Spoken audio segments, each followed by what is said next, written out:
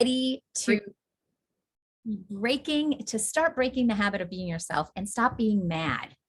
This is so powerful because we don't understand that being angry is a habit. Ready to you know what happens is that to start our breaking the habit of being yourself and stop we're being gonna have mad. two things going on here. What happens is that our brain loves patterns and it loves habits. So when you are angry and then you do it again and then you do it again, pretty soon the brain says, oh, I'll do this for you. And then it's like your mind is controlling you instead of you controlling your mind. Isn't that right, Rita? Yeah, it's like you're driving a car. When you first learn how to drive a car, you're like, oh my God, how do I do this? What do I do? This and this stick and the stick shift or the reverse, the rear view mirrors, and the car's beside you, and you're just all nervous. And now you can, what do I say? You're eating your burger, put on your makeup, yell at the kids, and you do it all together. Because now your brain, your body is now a representation of what you hold inside. Exactly. And so being angry becomes a habit. And so we want to actually answer a question that has a lot of good questions that maybe you're thinking about, right? So this person tries their best to control the anger, but also and feels it's related to depression and anxiety. Do you deal with situations where people talk or treat you like crap and then make you out to be the bad person, that you're the one in the bad mood or angry about it? And so, yes, of course. And guess what? When you're angry, when you're in a bad mood, when you feel like you're being treated like crap, you do it to yourself 50, 100, 1,000 times worse than they do it. And that's because of the way that you're replaying it in your mind. All right. Now something happens and you take it inside and then you replay it. You ruminate on it and ruminate it, right? What do you think is happening to your body? What's happening to our body, Rita? Rita's a brain trainer extraordinaire and a upper level practitioner.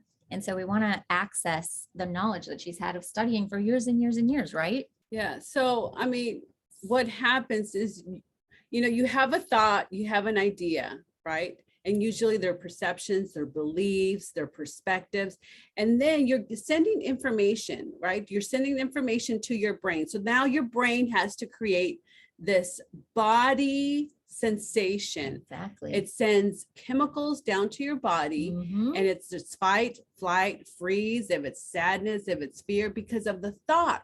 So imagine if you had a different thought.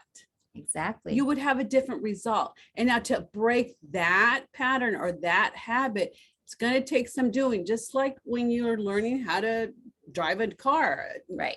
A different car to a new car. If you needed to learn how to drive a semi truck, you're going to have to you have to retrain your brain. You have to get new neural connections. And that's what's happening here, is that you could do it once, but that's not enough. Yeah. Repetitive, being repetition, doing it over and over. And what we do is we do the STOP technique, which is down below. You can click on it. You can read the steps on how to use it, and we send you a video.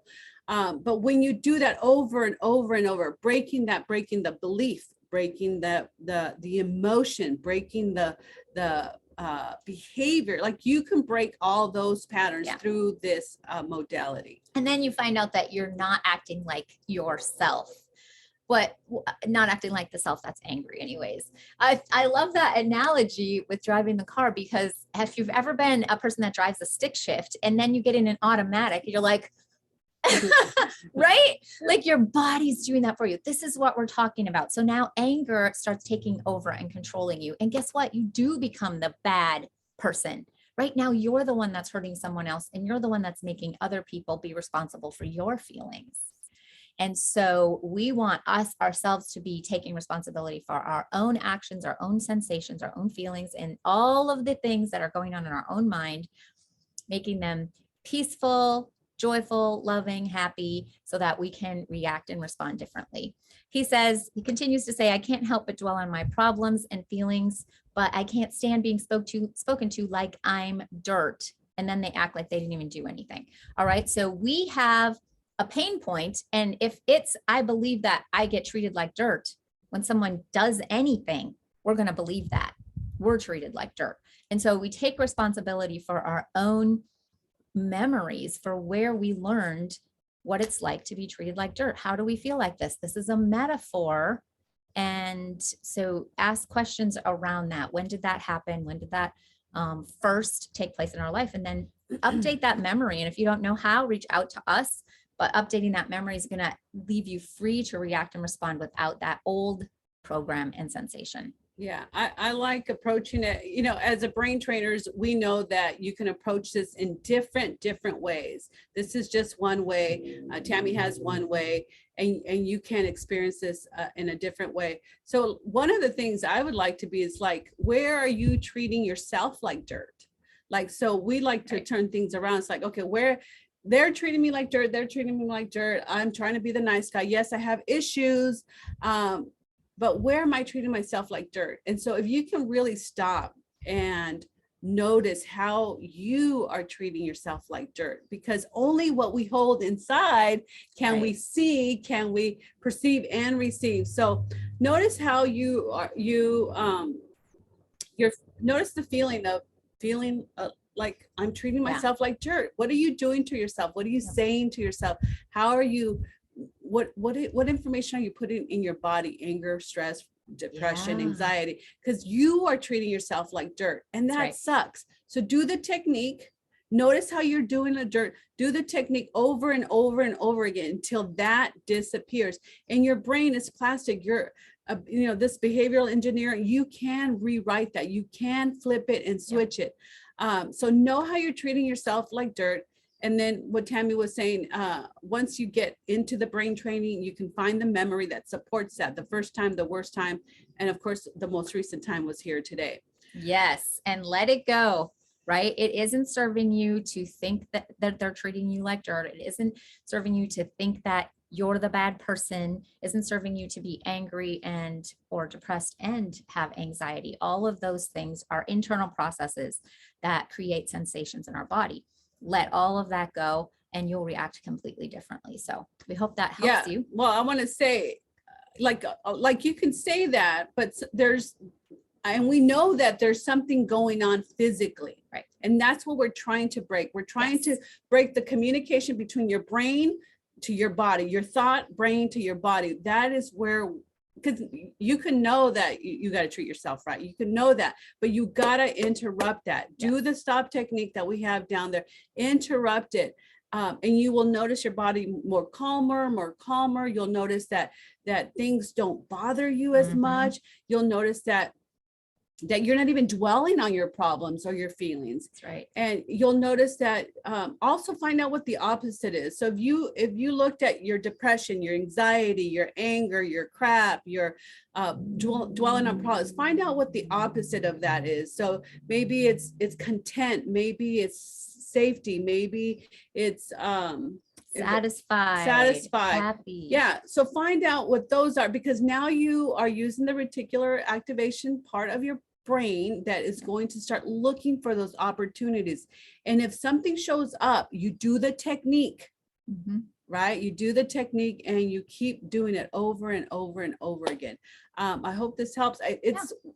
It will transform. You will notice changes. And I think Tammy mentioned it, like take responsibility for like what you're feeling and how you're picturing it and what you are saying. And it sucks. There's a level of anguish that came in the beginning that I had to take responsibility for that. But what I noticed is that if I'm doing it to me, then I can change it. Right. And that's where you're empowered. And so I saw that as the most empowering thing. I was like, oh, that's all I have to do is deal with what I'm seeing in my head, what I'm hearing, what I'm thinking, what I'm believing. That's it.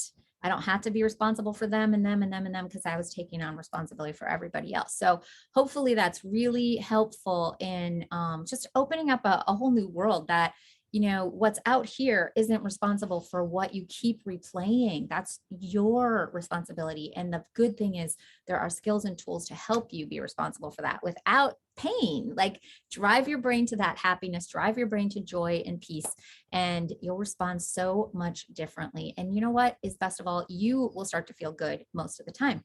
and then your body will react and everyone else will too. So, all right, like this video, share it. Go ahead and post below if this has been helpful. Just type a big yes and tell us where you're from, and then click notifications. We'll see you next time. Bye.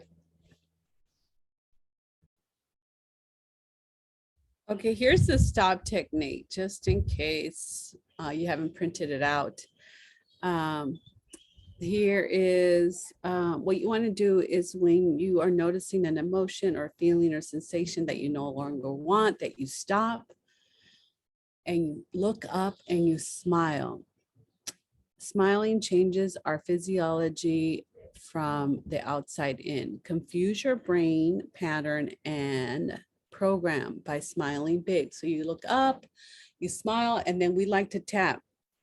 To interrupt the wiring inside that's happening in your brain. So we do the middle of the eye, we do the side of the eye, underneath the eye, the collarbone. We take a deep breath in, and we can say, let it go, let it go, let it flow, let it out, let it vent, switch it, flip it, make it nice again. We can do those, or you just say, let it go.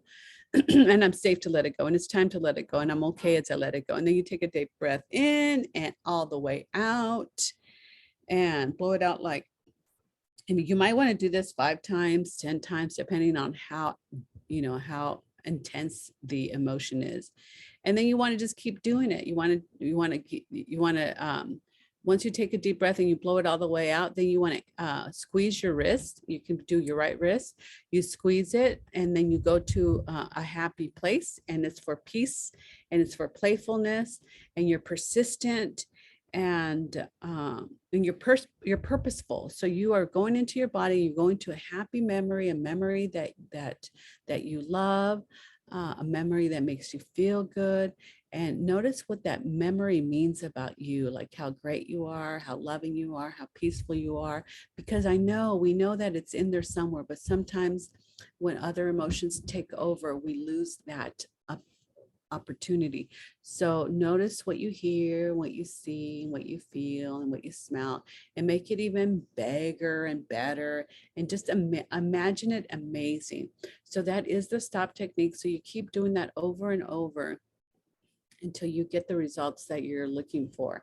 Let me see if I can find the points. If I have the points here,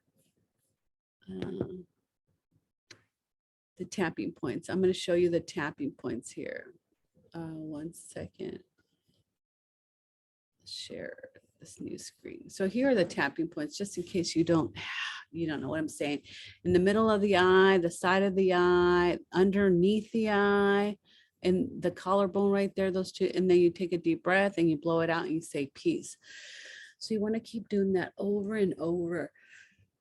Capturing every thought, capturing every feeling. And sometimes I have to get really physical. So I go for a quick walk or do some squats. And if you're visual, you just want to go out to your vacation and really enjoy that.